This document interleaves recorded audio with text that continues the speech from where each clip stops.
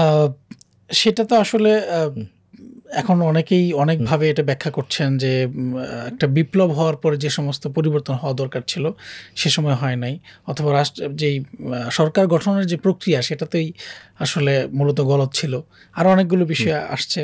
তো আন্দোলনের যে 5ই আগস্টের পরে বা সরকার গঠনের পরে আমরা বিভিন্ন ধরনের কুপ্রচেষ্টা দেখেছি। আসলে একটা বিচারিক কু করার একটা চেষ্টা করা হয়েছে, তারপর হচ্ছে নানা সময়ে কুয়ের বিভিন্ন ধরনের আলোচনা আমরা শুনেছি। ইভেন এখন 1 বছর পরে এসেও আমরা এই আলোচনাগুলো শুনি।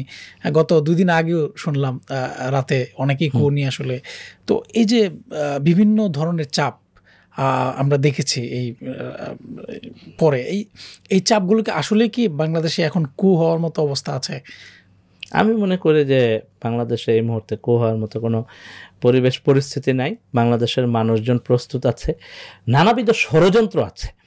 ষড়যন্ত্র আছে কারণ হলো বাংলাদেশের এই গণ অভ্যুত্থান ইন্ডিয়ার পছন্দ হয় নাই, দিল্লির পছন্দ হয় নাই। দিল্লি এই হাসিনাকে আশ্রয় দিয়ে বসে আছে এবং আওয়ামী লীগের নেতাকর্মীরা, খুনি সন্ত্রাসী নেতাকর্মীরা দিল্লিতে বসে আছে। সুতরাং তারা তো ষড়যন্ত্র পাকাচ্ছে এবং দিল্লি এতে ইন্ধন যোগাচ্ছে বা সমর্থন দিচ্ছে। তা নাহলে এরা কীভাবে তাদের ওইখানে থাকে? এরকম ক্লিয়ার অপরাধীরা, খুনিরা, যারা দীর্ঘ 15-16 বছর এই দেশের নাগরিকদের সমস্ত অধিকার নষ্ট করছে। সো এই জায়গা থেকে আমি মনে করি যে এই থ্রেটগুলো তো আমাদের আছে, এই কনস্পাইরেসিগুলো তো আমাদের আছে। কারণ আওয়ামী লীগ তো মূলত কোনো রাজনৈতিক দল না, এরা একটা সন্ত্রাসী গোষ্ঠী এবং এরা মূলত ইন্ডিয়ার এজেন্ডা বহন করে এই দেশে। এখন এখানে জাতীয় পার্টি আছে, জাতীয় পার্টি সেই এজেন্ডা বহন করতেছে। 14 দল যারা এই ফেসিবাদের সময়ে এই ফেসিবাদকে শক্তি সমর্থন যোগাইছে, শক্তিশালী করছে, এরা তো আছে। এরা তো নানাবিধ ষড়যন্ত্রের সাথে যুক্ত থাকবে, কারণ তাদের তো এই গণঅভ্যুত্থান পছন্দ হয় নাই, তাদের তো এই মানুষের আশা আকাঙ্ক্ষার যে অভ্যুদয় ঘটেছে এটা তাদের পছন্দ হয় না, এটা তাদের পক্ষে যায় নাই। বরং মানুষজন তাদেরকে রিজেক্ট করেছে, তাদেরকে এমনভাবে রিজেক্ট করেছে যে এই সোসাইটিতে আসলে আর তাদের নর্মালাইজেশন হওয়া সম্ভব হচ্ছে না। আমরা এই বিপ্লবের পরে বিভিন্ন ধরনের রাজনৈতিক উদ্যোগ দেখেছি। এর মধ্যে একটা গুরুত্বপূর্ণ উদ্যোগ ছিল জাতীয় নাগরিক জাতীয় নাগরিক কমিটি ছিল যেটা, সেটা গঠন করা। এবং আমরা জানি যে আপনি ওইটার একজন সাবেক যুগ্ম আহ্বায়ক। এই যে আপনি এত বড় একটা পজিশনে ছিলেন জাতীয় নাগরিক কমিটির, তারপর সেখান থেকে কেন বেরিয়ে আসলেন আসলে? জাতীয় নাগরিক কমিটি আমি মনে করি একটা এক্সিলেন্ট কম্বিনেশন ছিল। একেবারে দেশের বিভিন্ন রাজনৈতিক ব্যাকগ্রাউন্ডের তরুণরা এখানে ছিল না। আমি কমপ্লিটলি এনজয় করছি নাগরিক কমিটির সময়টা। কারণ নাগরিক কমিটিতে হলো আমাদের মধ্যে পরিচয় ঘটছে, আইডিয়ার সংমিশ্রণ ঘটছে নানা রাজনৈতিক ব্যাকগ্রাউন্ডের। এখানে শিবিরের ছিল, ছাত্রদলের ছিল, ছাত্র ইউনিয়নের ছিল, ঈশা ছাত্র আন্দোলনের ছিল। তো বিভিন্ন ব্যাকগ্রাউন্ডের লোকজন ছিল, কওমি ঘরানার ছিল। এই যে নানা ব্যাকগ্রাউন্ডের লোকজন, সাধারণ ছাত্র অধিকার পরিষদের লোকজন ছিল। সো নানা ব্যাকগ্রাউন্ডের লোকজন যে এক জায়গায় এসে আলাপ আলোচনা করা এবং একটা নতুন রাজনীতি নির্মাণ করার চেষ্টা, আমি অ্যাবসলিউটলি মিস দ্যাট। আমি মনে করি যে ওইটা একটা এক্সেলেন্ট জায়গা ছিল। আমরা যেটা মিস করেছি সেটা হলো যে আমি যখন জয়েন করি, আমি জয়েন করার পরেই আহ্বায়ক নাসিরউদ্দিন পাটোয়ারিকে বলি যে আমরা যেহেতু বিভিন্ন রাজনৈতিক ব্যাকগ্রাউন্ড থেকে এসেছি, আমাদের মধ্যে একটা আদর্শিক জায়গা তৈরি করতে হবে যেটা আমরা সবাই মিলে আঁকড়ে ধরবো, নয়তো ব্ল্যান্ড হবে না। আর ব্ল্যান্ড না হলে আমরা পুরাতন জায়গায় পড়ে থাকবো। সো নতুন একটা জায়গা তৈরি করতে হবে। তো এরপরে ওইখান থেকে আমি, আরেফিন ভাই আর হলো সরোয়ার তুষার ভাই, তিনজন একটা পেপার প্রস্তুত করার দায়িত্ব পাই। পরে এটা নিয়ে আমরা তিনজন একসাথে বসে বিস্তর আলোচনা করি, কিছু পয়েন্ট মেক করি এবং সেটার আলোকে একটা ড্রাফট প্রস্তুত করা হয়। সেটা সরোয়ার তুষার ভাই একটা ড্রাফট প্রস্তুত করেন। সেটা নিয়ে আমরা পরবর্তী জেনারেল মিটিংয়ে, নাগরিক জেনারেল মিটিংয়ে আলাপ আলোচনা করি। কিন্তু আনফর্চুনেটলি ওই পেপার ধরে পরবর্তীতে আর কোনো কাজ হয় নাই। তো যে কারণে যেটা হয়েছে যে ওইখানে যে পরিমাণ ব্ল্যান্ডিং দরকার, ওই ব্ল্যান্ডিংটা কিন্তু হয় নাই এবং এখনও স্পষ্ট সেটা কিন্তু জাতির সামনে স্পষ্ট হয়, দেখা যায়। তো এরপরে ওইখানে আমরা চেষ্টা করেছি যে ব্ল্যান্ড করে একসাথে একটা তরুণদের নতুন একটা রাজনৈতিক স্বপ্ন যেহেতু তৈরি হয়েছে দেশের মধ্যে, সেটা কোনোভাবে আমরা ডেভেলপ করতে পারি কিনা। একটা সময় গিয়ে মনে হইলো যে এইখানকার তরুণরা সবাই পুরানা রাজনৈতিক পথেই হাঁটতেছে। অর্থনৈতিক যে নির্মাণ সেটা না করে পকেট ভারী করা, চাঁদাবাজি বা দুর্নীতির সাথে লিপ্ত হওয়া। এরপরে হলো আমি দেখতেছি যে অনেক কিছু অস্পষ্ট থেকে যাচ্ছে। দলের সিদ্ধান্ত গ্রহণ প্রক্রিয়া কিভাবে হচ্ছে, সেটা আমরা কিভাবে সিদ্ধান্তটা নিচ্ছি সেখানে সেখানে সবাই ইনক্লুসিভ ফিল করতেছে কিনা সে জায়গাও আমরা দেখতেছি যে না, একটা অস্পষ্টতা, ক্লিয়ারলি অস্পষ্ট দেখাচ্ছে। এবং এই সকল বিষয়ে যখন বারবার প্রশ্ন তোলা হচ্ছে, প্রশ্ন তোলার পরেও দেখতেছি যে এ ব্যাপারে কোনো সমাধান নেই। অর্থাৎ আমরা দেখতে পাচ্ছি যে মানে এখানকার ফাইন্যান্সিয়াল জায়গা এবং ডিসিশন মেকিংয়ের জায়গাটায় স্পষ্ট করা হচ্ছে না, এবং সেখানে আমরা লেফট আউট ফিল করতেছি। তো এই যে সিচুয়েশন, এই সকল সিচুয়েশনগুলো নিয়ে আলাপ আলোচনার প্রেক্ষিতে আমাদের কাছে মনে হয়েছে, বা আমার কাছে মনে হয়েছে যে এইখানে আসলে একটা স্পেস ডেভেলপ করা সম্ভব হচ্ছে না, দেন মূলত আমরা সরে আসি। আচ্ছা, নাগরিক যে কমিটি ছিল সেখান থেকে পরবর্তী নাগরিক পার্টি হয়েছে আসলে। এখন নতুন রাজনৈতিক বন্দোবস্তের কথা বলেই আসলে এই এনসিপি গঠিত হয়েছে। তো আপনার কি মনে হয় যে তারা কতটুকু নতুন রাজনৈতিক বন্দোবস্ত করতে পেরেছে, নাকি পুরাতন সেই রাজনীতিতে আটকে আছে? আপনার এনসিপির প্রতি মানুষের আশা বিশ্বাস অনেক। এনসিপি আমার মনে হয় যে এই গণ অভ্যুত্থানে জড়িত প্রত্যেকটা মানুষই এই ছাত্রদের একটা নতুন রাজনৈতিক দল হোক, তারা ভালো করুক, প্রত্যেকটা মানুষের এটা চাওয়া ছিল, কমনলি এটা চাওয়া ছিল, এবং আমরাও চেয়েছি যে এরকম একটা জিনিস ডেভেলপ হোক এবং সেটা হোক। তো সেই জায়গা থেকে কিন্তু আমরা যুক্ত হয়েছি, সহযোগিতা করতে চেষ্টা করেছি, কাজ করতে চেষ্টা করেছি, একসাথে কাজ করেছি। দিন যত গিয়েছে তত যে ব্যাপারগুলো স্পষ্ট হয়েছে সেটা হলো যে আমরা যদি একটা নতুন রাজনৈতিক নির্মাণ করতে চাই, এবং এই ধরনের ডাইনামিক তরুণরা যেহেতু আছে, সেহেতু এই রাজনৈতিক নির্মাণ করতে গেলে আমাদেরকে যে ব্ল্যান্ডিংয়ের মধ্য দিয়ে যাইতে হতো, এবং হলো যেই এক্সাম্পলগুলো সেট করতে হতো, ওই এক্সাম্পলগুলো সেট করতে আমি মনে করি যে এখন পর্যন্ত এনসিপির পক্ষ থেকে সেই এক্সাম্পলগুলো সেট করা সম্ভব হয়নি। এখনও তাদের নানাবিধ বা বিভিন্ন পর্যায়ের নেতাকর্মীদের অর্থনৈতিক জায়গায় নানাবিধ অপকর্মের সাথে যুক্ত থাকার অভিযোগ এবং তথ্য উপাত্ত পাওয়া যাচ্ছে। সো এই ব্যাপারগুলো নিয়ে তাদেরকে ফেস করতে হচ্ছে, সাফার করতে হচ্ছে।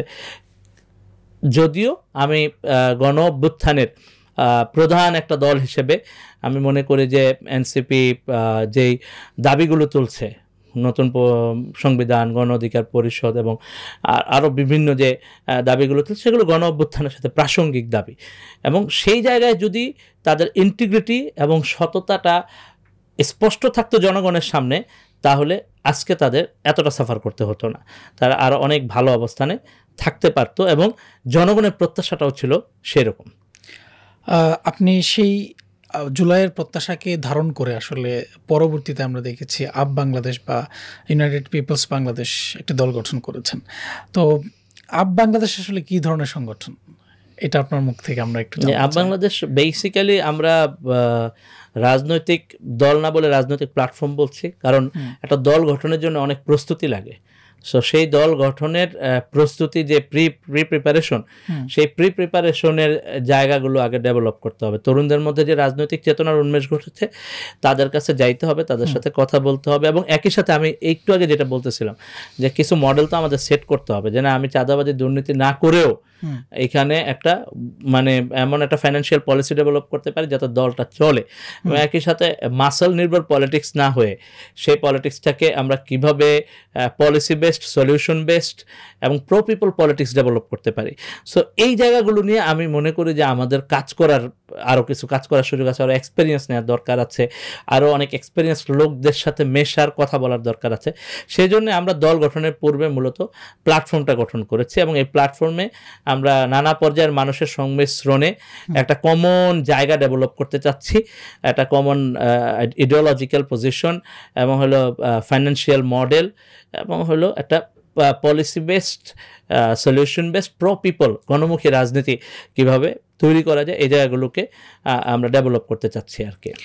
তো আপনাদের আপ বাংলাদেশের নিবন্ধন যদি আপনারা নেন, তাহলে সেটা কি হিসাবে নেবেন? আসলে আমাদের নিবন্ধন আমরা যখন গঠন করি তখন আসলে তো আমরা তো এখনো দল হিসেবে ঘোষণা করিনি।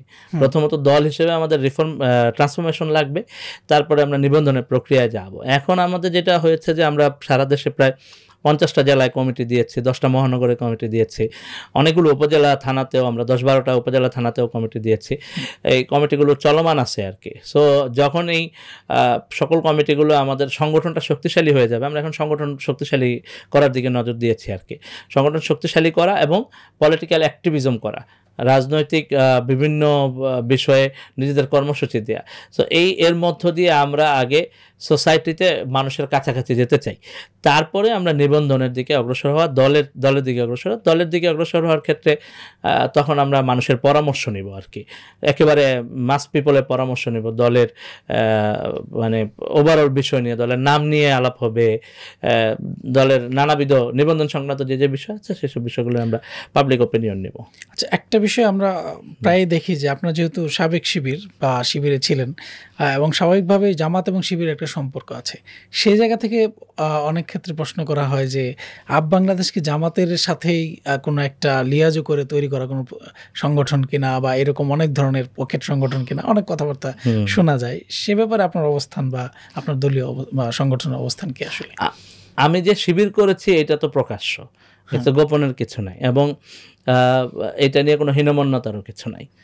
এবং স্বাভাবিকভাবেই শিবির করার কারণে, এবং আমি আগেই বলেছি যে আমার ফ্যামিলিও জামাতের রাজনীতির সাথে যুক্ত, তো আমার শিবির এবং জামাতের সাথে লম্বা হিস্ট্রি আছে, আন্ডারস্ট্যান্ডিং আছে। আমি জামাত করিনি কোনোদিন, তো শিবির করেছি, জামাতের কোনো স্ট্রাকচারে ছিলাম না। সো এই যে কি বলা যায়, এই ভালোবাসাটা, এই আন্তরিকতাটা তো আমার আছে।